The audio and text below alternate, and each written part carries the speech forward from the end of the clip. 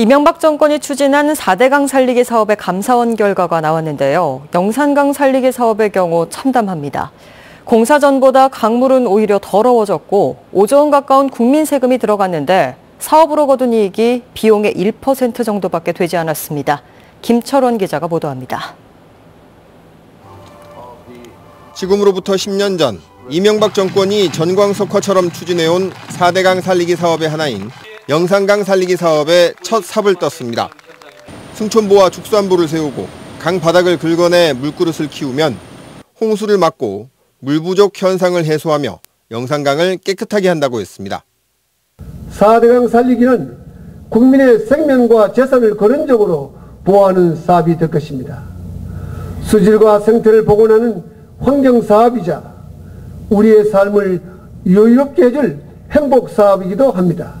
하지만 공사를 끝낸 영산강에서는 해마다 녹조가 창궐했고 물고기가 죽어나갔습니다.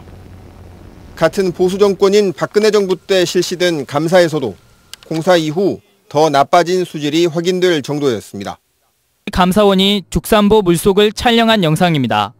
강물 속이 앞이 보이지 않을 정도로 탁합니다.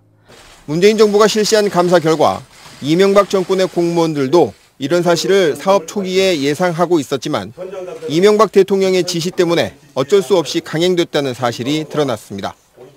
수질 개선 대책을 시행해도 사업 후에 일부 보호 구간에서 조류 농도가 증가할 것이라는 사실을 알게 되었는데도 이를 공론화하거나 추가 대책을 검토하지 않음에 따라 서울대 산학협력단 조사 결과 영산강 살리기 사업에는 4조 7천억 원의 국민 세금이 들어갔지만 그에 따른 편익은 0.01에 불과해 다른 지역 강들에 비해서도 경제성이 형편없이 낮았습니다. 치수나 친수 사업의 편익은 하나도 없었고 수질은 오히려 41억 원의 손해를 끼친 것으로 드러났습니다. 훼손된 4대강을 어떻게 복원하고 또 유지해 나갈 것인가, 이제 이 중요한 결정이 남아 있는 것 같습니다. 하지만 감사원은 이명박 전 대통령의 위법 행위를 판단할 수 없고 문제점이 드러난 담당자들에 대한 징계나 수사 요구도 공소시효를 들어 난색을 표했습니다. 자연을 훼손하고 천문학적 예산을 낭비한 책임을 누구에게 어떻게 물을 것인지에 대한 국민들의 분노가 커지고 있습니다. MBC 뉴스 김철원입니다.